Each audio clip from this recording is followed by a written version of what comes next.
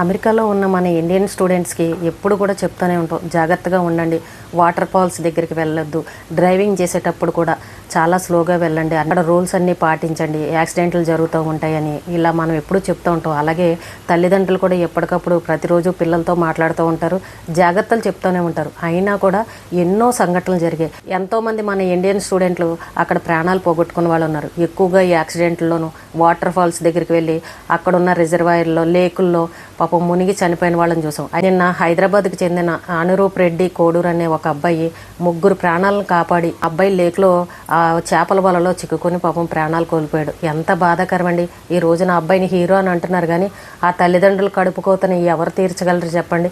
ఈ అబ్బాయి 2 సంవత్సరాల కిందట ఎంఎస్ చేయడానికి వెళ్ళాడు, చక్కగా డిగ్రీ కంప్లీట్ అయిపోయింది, ఇంకా కాలేజీకి వెళ్ళే అవసరం లేదు.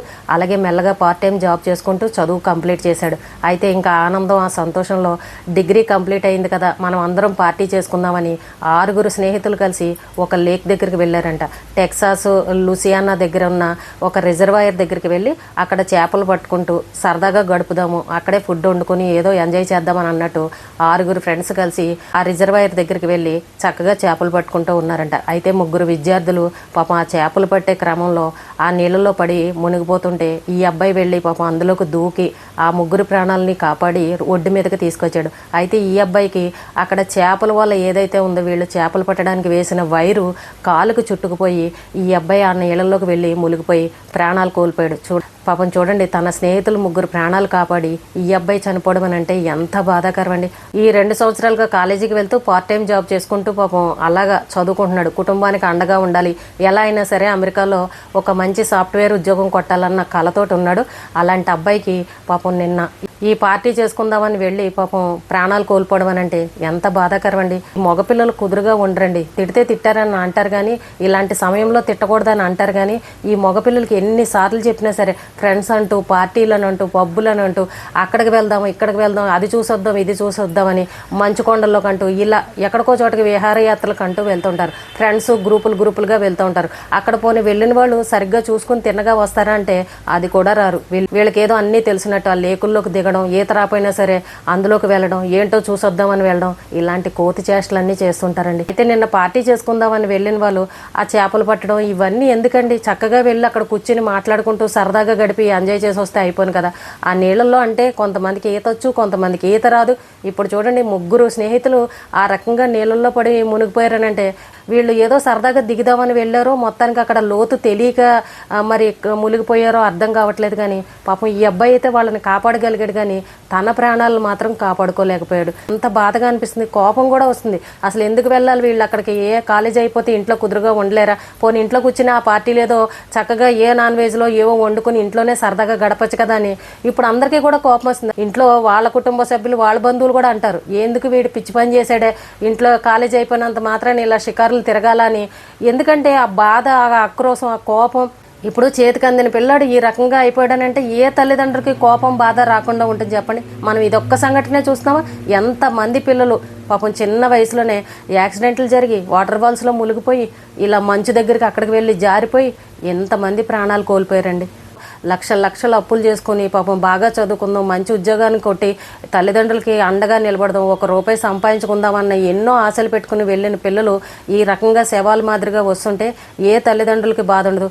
అయితే ఇప్పుడు అందరూ చెప్పుకుంటున్నారు 3 ప్రాణాలు కాపాడిన రియల్ హీరో అని చెప్తున్నారు, కానీ ఆ తల్లిదండ్రులకు ఆ కొడుకు లేకుండా అయిపోయాడు. ఆ బాధను ఎవరు తీర్చగలరు చెప్పండి? ఇప్పుడు హీరో అని గొప్పగా చెప్పుకోవాలా? ఇంకా ఆ కొడుకు తిరిగిరాని లోకాలకు వెళ్ళిపోయినందుకు ఆ తల్లిదండ్రులు కడుపుకోతని ఎవరు తీరుస్తారు చెప్పండి? ఇప్పుడు ఎంత మంచి పేరు వచ్చినా కళ్ళ ముందు మనిషి లేడనుకోండి, ఆ బాధ ఎలా ఉంటుంది? నిజంగా అది అనుభవించే వాళ్ళకే అర్థమవుతుంది. 23 సంవత్సరాలు చక్కగా ఎంఎస్ కంప్లీట్ చేసుకున్నాడు, రేపో మాపో ఉద్యోగం రాబోతుంది, కుటుంబానికి అండగా నిలబడతాడని అనుకున్న చేతికి ఎదిగిన కొడుకు ఈ రకంగా శవమై వస్తున్నాడని అంటే నిజంగా అది వింటుంటేనే ఎంతో బాధగా ఉండండి. తల్లిదండ్రులు రోజు ఫోనుల్లో మాట్లాడతారు, కానీ వాళ్ళు అక్కడ తిన్నగా ఉండరు, ఏ ఓటి ఇలాంటి కోతి పనులు చేస్తూ ఉంటారు. క్షణక్షణం భయంతో బతకాల్సిన పరిస్థితి. అమెరికాలో ఉన్న స్టూడెంట్లు ప్రతి ఒక్కరూ కూడా జాగ్రత్తగా ఉండండి, మాకేమీ కాదులే, మేము సరదాగా వెళ్ళాం, మాకు ఈత వచ్చలే, మేము పార్టీ చేసుకోవడానికి వెళ్ళాం, లేదంటే ఆ ఫ్రెండ్ రమ్మన్నాడు, ఈ ఫ్రెండ్ బర్త్డే పార్టీ అని వెళ్ళామని ఇలాంటి కథలు చెప్పి మాత్రం మీరు ఇలాంటి ప్లేసులకు మాత్రం దయచేసి ఎవ్వరూ వెళ్ళొద్దు.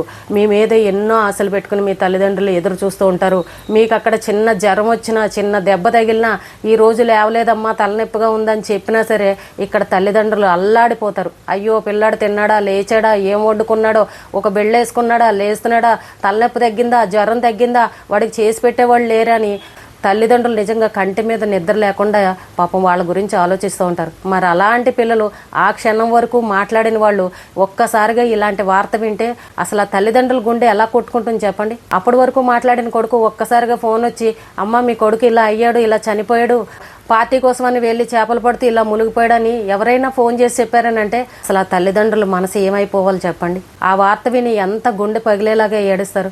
విదేశాల్లో ఉన్న పిల్లలు చాలా జాగ్రత్తగా ఉండండి. అది మన దేశం కాదు, మన ప్రాంతం కాదు, అక్కడ మనకి ఏమీ తెలీదు. మన ఊరికే బతకడం కోసం వెళ్ళినప్పుడు ప్రతి అడుగుని జాగ్రత్తగా వేయాలి.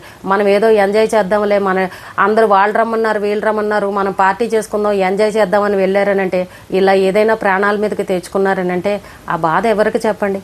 తల్లిదండ్రులు ఎప్పటికప్పుడు చెప్తూనే ఉంటారు, నాన్న జాగ్రత్త, అక్కడికి వెళ్ళకు ఇక్కడికి వెళ్ళకు, డ్రైవింగ్ చేసేటప్పుడు జాగ్రత్త, రోడ్డు మీద వెళ్ళేటప్పుడు జాగ్రత్త అని ఇన్ని జాగ్రత్తలు చెప్తారు. అయినా సరే ఆ పిల్లలు కుదురుగా ఉండరు. అన్నీ మాకు తెలుసులే, చుట్టూ ఫ్రెండ్స్ ఉన్నారు కదా అని ఇలా నిర్లక్ష్యంగా ఉంటారు. ఏ ఫ్రెండ్స్ ఎవరిని కాపాడగలరు చెప్పండి. ఈ రోజున ఆ అబ్బాయి 3 ప్రాణాలు కాపాడగలిగాడు, కానీ తన ప్రాణాన్ని నిలబెట్టుకోలేకపోయాడు. ఎంత హీరో అయినా మన కొడుకు ఎంత మంచి పని చేసినా సరే మనకి కొడుకు లేకుండా పోయాడనంటే ఆ బాధ ఎలా ఉంటుంది చెప్పండి. విదేశాల్లో ఉన్న ప్రతి ఒక్కరూ పిల్లలు చాలా జాగ్రత్తగా ఉండండి. తల్లిదండ్రులకు చెప్పకుండా ఎక్కడికి వెళ్ళొద్దు. అసలు మీరు పార్టీలనంటూ ఇలా లేకుల దగ్గరికి, వాటర్ ఫాల్స్ దగ్గరికి, పబ్బులంటూ పార్టీలనంటూ మీకు తెలియని ప్లేసుల దగ్గరికి మాత్రం దయచేసి వెళ్ళకండి. మీరు కష్టపడడం కోసం వెళ్ళారు, మంచి ఉద్యోగం సంపాదించుకోవాలని వెళ్ళారు. ప్రతి అడుగు జాగ్రత్తగా వేయాలి. మనకు అవసరం లేని విషయాల్లోకి వెళ్ళొద్దు. వెళ్ళేటప్పుడు ఎంత నవ్వుకుంటూ వెళ్ళామో మళ్ళీ తిరిగి వచ్చేటప్పుడు కూడా అంతే నవ్వుకుంటూ రావాలి. మీకోసం మీ తల్లిదండ్రులు ఎదురు చూస్తూ ఉంటారు. మీ మీద కుటుంబ బాధ్యతలు ఉంటాయి. ఇవన్నీ గుర్తుపెట్టుకుని అక్కడ ప్రతి అడుగుని కూడా జాగ్రత్తగా వేయండి. 23 సంవత్సరాలు ఉన్న కొడుకు కష్టపడి చదివి పెంచి పెద్ద చేసి అమెరికాకు పంపించి ఈ భవిష్యత్తు చూసుకో నాయనా అని పాప మా తల్లిదండ్రులు కష్టపడి పంపిస్తే ఈ రోజున శవమై తిరిగి వస్తున్నాడని అంటే నిజంగా వింటే ఎంత బాధగా ఉందండి. కానీ స్టూడెంట్స్ అందరూ కూడా తెలుసుకోండమ్మా, జాగ్రత్తగా ఉండండి, ఎక్కడికి పడితే అక్కడికి వెళ్ళకండి. అన్నీ మాకు తెలుసు కదా అని మాత్రం ఇలా నిర్లక్ష్యంగా మాత్రం ఉండకండి. ప్రాణం చాలా విలువైనది. ఒక్కసారి పోయిందనంటే మనం ఎన్ని డబ్బులు పెట్టి కొందామన్నా తిరిగి తీసుకురాలేం. ఇలాంటి ప్లేసులకు వెళ్ళి ఎంజాయ్ చేద్దామని అనుకుంటారు, కానీ ప్రాణం పోయిందనంటే ఏంటి పరిస్థితి. కానీ ఈ మగపిల్లలు మాత్రం అస్సలు చెప్పిన మాట వినరు. అన్నీ మాకు తెలుసా అని అనుకుంటారు. తల్లిదండ్రులకు తెలియకుండా ఏవేవో అక్కడ పిచ్చి పనులన్నీ చేస్తుంటారు. ఆఖరికి ఇలా ప్రాణాల మీదకి తెచ్చుకుంటారు. దయచేసి అమెరికాలో ఉన్న పిల్లలు, ఆడపిల్లలైనా మగపిల్లలైనా సరే జాగ్రత్తగా ఉండండి. మీరు ఏ పని గురించి వెళ్ళారో ఆ పని మీద దృష్టి పెట్టి చక్కగా చదువుకుని చక్కగా ఉద్యోగాలు చేసుకుని ఒక కుటుంబ బాధ్యతలను గుర్తుపెట్టుకుని అమ్మా నాన్నని గుర్తుపెట్టుకుని ప్రతి అడుగు జాగ్రత్తగా వేసి చక్కగా నవ్వుకుంటూ మళ్ళీ ఇండియాకి రండి. మీకోసం తల్లిదండ్రులు ఎదురు చూస్తూ ఉంటారు. మీరు కుటుంబానికి ధైర్యాన్ని ఇవ్వాలి. మీరు కుటుంబానికి ఆసరాగా నిలబడాల్సిన వాళ్ళు మీరే. కాబట్టి ప్రతి విషయాన్ని గుర్తుపెట్టుకోండి. ప్రతి అడుగు జాగ్రత్తగా వేయండి. ఈ రోజుకి ఇదేనండి. రేపు మళ్ళీ మరొక మంచి విషయంతో మళ్ళీ కలుద్దాం.